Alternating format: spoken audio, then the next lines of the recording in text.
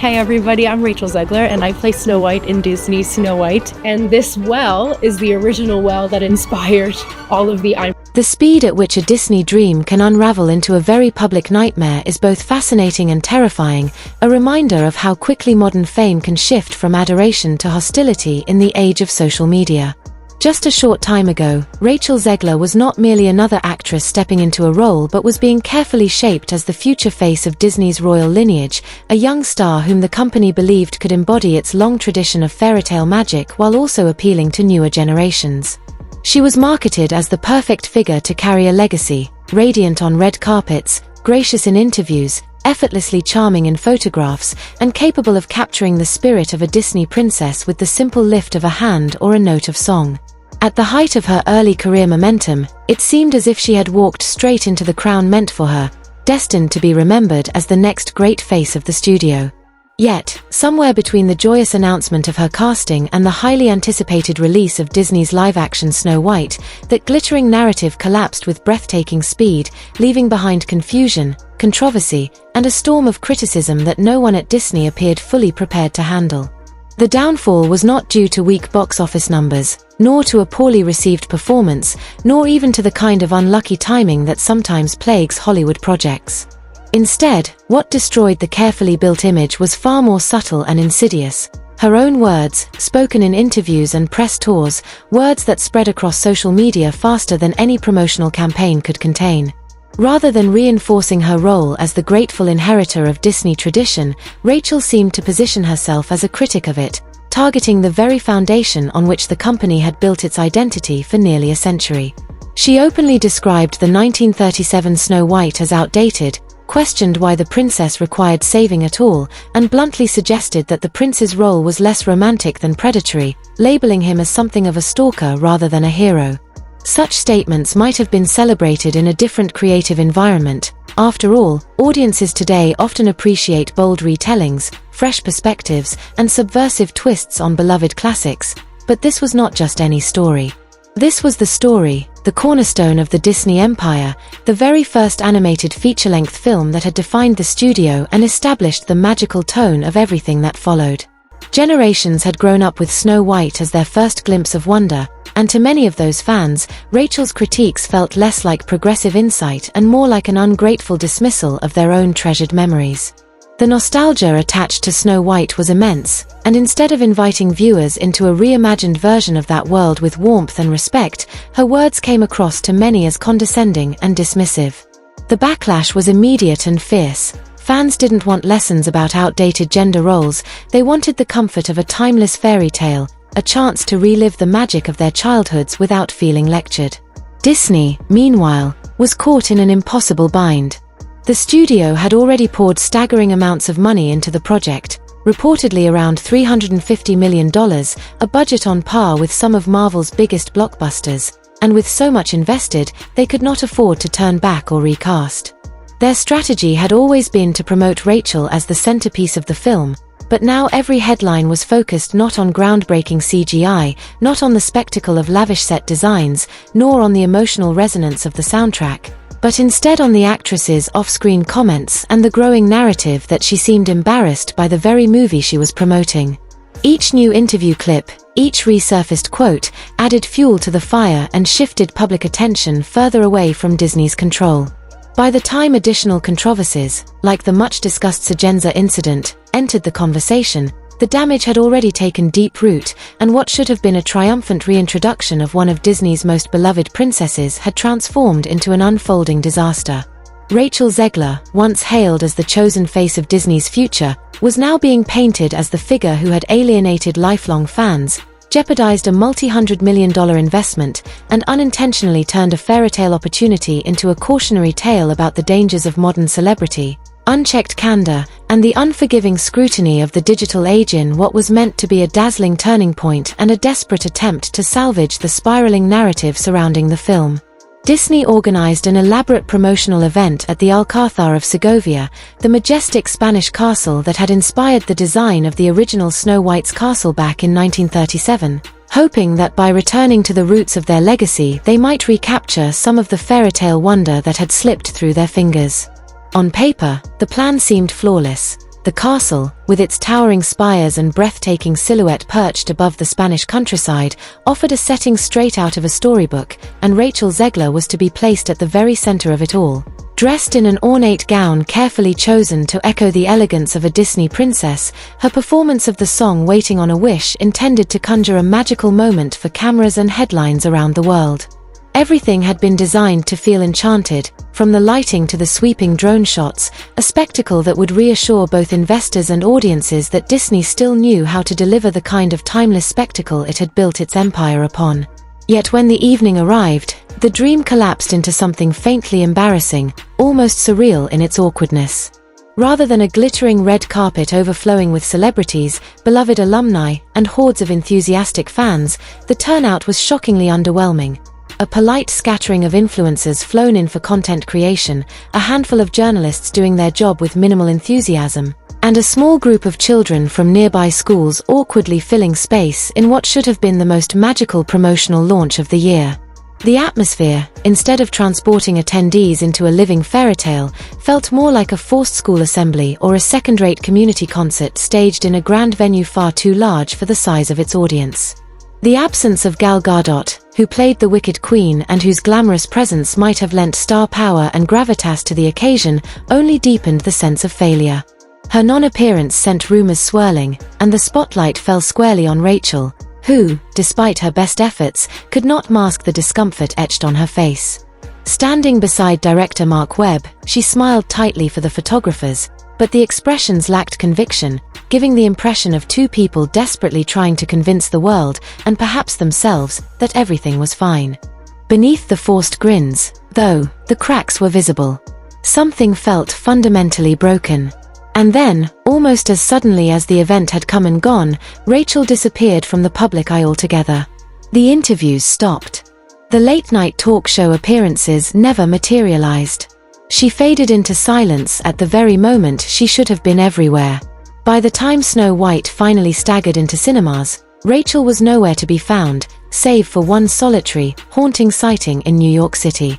Paparazzi caught her walking the streets in an outfit that seemed a deliberate rejection of the Disney image that had once been so carefully curated.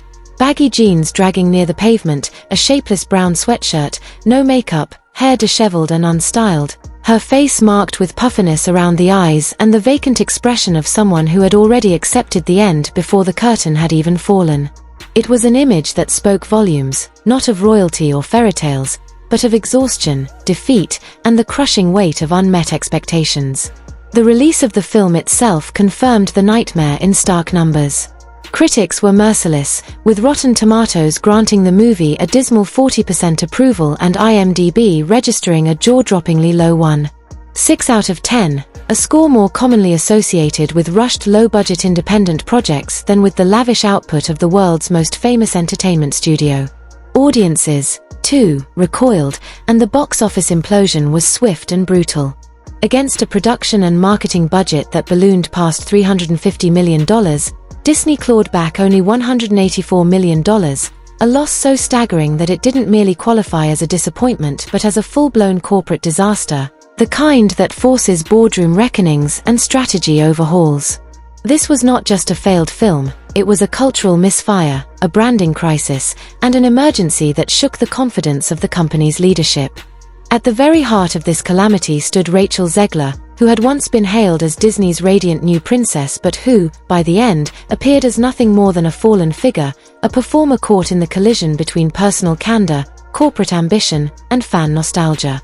She became the symbol of a fairy tale that never materialized, the princess who never quite reached her palace, her crown slipping away before she had even stepped onto the throne, leaving behind not a magical legacy but a cautionary tale of how fragile dreams become when the illusion of enchantment collapses under the harsh light of reality.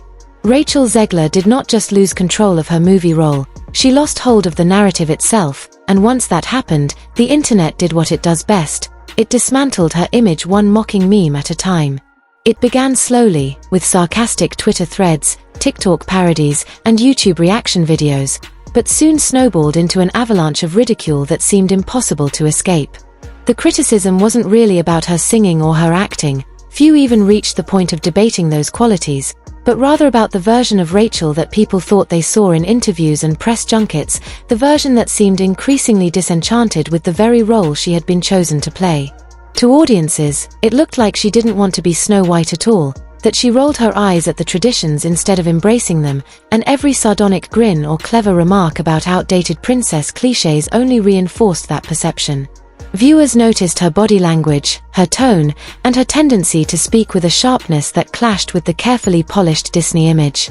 Each viral clip became another nail in the coffin, and her reputation for blunt honesty, something that might have been refreshing in a different project, was now viewed as arrogance. Unlike some of her peers who had been meticulously trained in how to navigate press tours with diplomatic blandness, Rachel spoke freely and candidly, unafraid to voice opinions on gender roles, politics, and power dynamics, topics Disney has historically tried to keep far away from its marketing machine. On another film, such integrity might have been celebrated as brave and modern, but for Snow White, a property steeped in tradition, nostalgia, and childhood memory, it was the kiss of doom. And layered on top of her interviews was the ongoing controversy over her casting, which had been divisive from the moment Disney announced it. To some, the decision to cast a young actress of Colombian heritage as Snow White was a bold and progressive step toward diversity and inclusion, a sign that the studio was moving forward rather than clinging to the past. But to others, the choice felt like a betrayal of their memories, since the brothers Grimm had described the original character as having skin as white as snow. For those who had grown up with the 1937 classic etched into their imaginations, this wasn't just about racial politics, it was about the perceived rewriting of a piece of cinematic history they considered untouchable. Rachel, true to form, refused to retreat quietly in the face of the backlash. She responded with defiance, posting a sharp comment online that has since been deleted: "I am Snow White. No, I'm not going to bleach my skin for the part." The remark was audacious, perhaps too audacious for a fanbase already seething with doubt and resentment. Instead of quelling the controversy, it poured gasoline on the fire. What might have been admired as confidence in another context was quickly reframed as arrogance, disrespect, and entitlement. Comment sections across social media platforms were flooded with vitriol, trolls lined up to hurl insults, and influencers began dissecting her interviews frame by frame, analyzing her every expression, her tone of voice, even the cut of her clothing, as if every detail could be used as evidence against her. Her digital persona became less of a rising Disney star and more of a cultural punching bag, a symbol of everything some fans thought was wrong with modern Hollywood. Making matters worse was the sharp contrast between Rachel and her co-star Gal Gadot, the established star cast as the Wicked Queen. Gal was everything Rachel was not at that moment: effortlessly glamorous, media-savvy, careful with her words, and beloved by journalists for her poise. When the backlash reached its peak, Gal's absence from key promotional events left Rachel isolated, stripped of the kind of seasoned PR ally who might have balanced the narrative and softened the hostility. Instead, Rachel was left to face the storm alone, a young actress caught in the unforgiving glare of the public eye, her fairytale dream unraveling as the online chorus of criticism grew louder by the day. Although Rachel Zegler and Gal Gadot appeared together at both the Oscars and the glittering premiere in front of my face in a very long time. I'm taking advantage of that. I'm gonna go over to Stella's house. We're just gonna hang out. Sorry I haven't vlogged much. I don't like to vlog. Standing side by side as though nothing was amiss, the illusion of harmony never quite convinced those watching. The smiles seemed practiced, the laughter hollow, and beneath the dazzling gowns and flashing cameras, there was an unmistakable stiffness that betrayed the truth. The public could sense it instantly. This was not a partnership built on mutual admiration, but rather a carefully staged performance designed to hide the cracks. Behind the curtain, rumors swirled relentlessly. Whispers of icy exchanges and cutting remarks painted a picture of two women unable to mask their disdain for one another.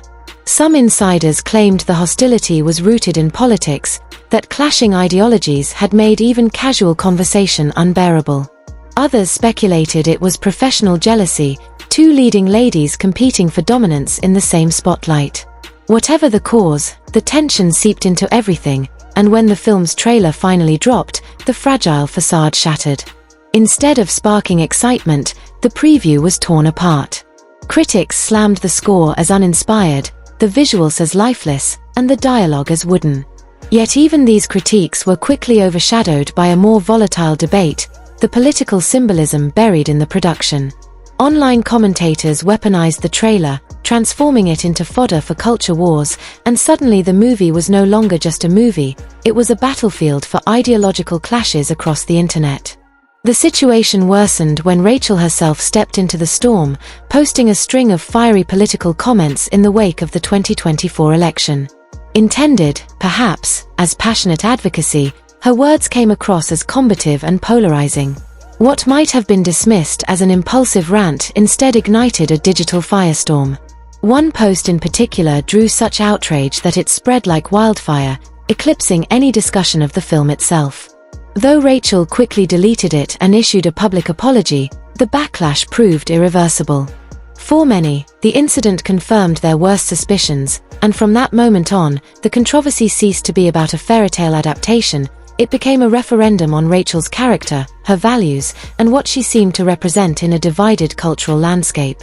Disney, notorious for fumbling when it comes to political scandals, scrambled to contain the fallout. Their solution was to shrink into damage control mode. Instead of mounting the lavish, star-studded premiere they had once promised, they settled for a muted event at the El Capitan Theatre. There was no spectacle, no cheering fans lining the barricades, no sweeping red carpet covered with flashing bulbs. Instead, the studio delivered a stiffly choreographed afternoon screening, a few sterile photographs, and a sense of going through the motions as if fulfilling contractual obligations rather than launching a global blockbuster. Meanwhile, Rachel disappeared. The once vocal star who had filled headlines with bold interviews and social media firestorms went completely silent. There were no glossy magazine profiles, no playful TikToks, no orchestrated paparazzi strolls down Melrose Avenue. It was as if she had been swallowed whole by the very fairytale shadows she once promised to embody, retreating into isolation while the world outside debated her legacy. Yet online, the storm refused to calm. Memes proliferated, critics sharpened their knives, and fans picked apart every word she had ever spoken.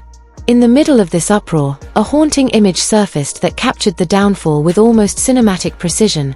Rachel herself, spotted quietly watching her own film in a nearly empty theater, surrounded only by a handful of close friends tucked into the back row. There was no entourage, no handlers fussing about, no spotlight. Just a subdued figure, the centerpiece of a $350 million production, silently witnessing its collapse. The image resonated deeply. It was at once tragic and symbolic, the perfect metaphor for a story that began with glitz and triumph but devolved into a cautionary tale of hubris, backlash, and misplaced corporate faith. Disney's carefully engineered rollouts had never ended like this before. No one could have imagined that the face of such a colossal project would be reduced to watching it fail in obscurity, avoiding press appearances, stripped of the confidence and sparkle that once made her shine.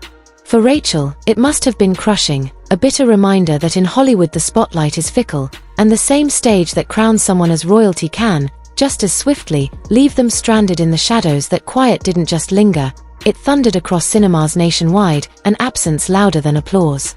Rows upon rows of empty seats created an eerie spectacle, as if theaters had been transformed into rehearsal spaces for forgotten plays rather than hosting the debut of a billion-dollar brand.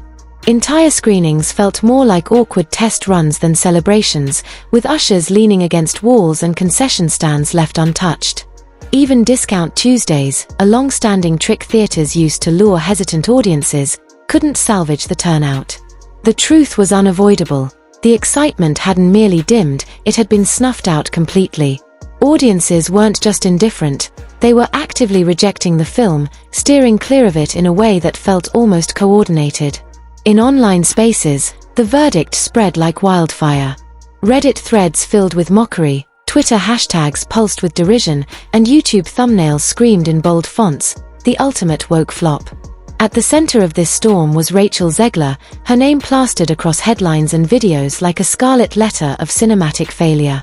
But pinning all the blame on her shoulders was an oversimplification. Yes, she had made ill-timed remarks. Yes, her sharp critiques of long-held traditions came across as tone-deaf to many. And yes, she seemed at times more focused on clashing with online trolls than rallying fans behind her work. Yet her downfall was never just about interviews or social media posts. The film itself carried the greater weight of disappointment.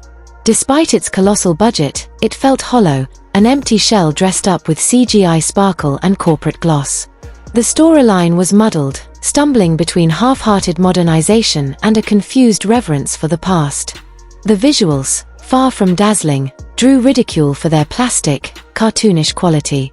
Most damning of all, the very soul of the fairy tale, its magic, warmth, and timeless wonder, had been stripped away, replaced with cold dialogue and heavy-handed messaging. Audiences hadn't come for lectures about empowerment or ironic winks at outdated tropes, they had come seeking awe, enchantment, and heart. Instead, they were left with flat characters who delivered lines as if they themselves doubted the story they were telling.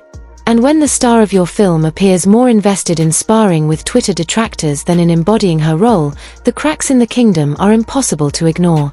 The illusion of royalty shattered, the crown slipped.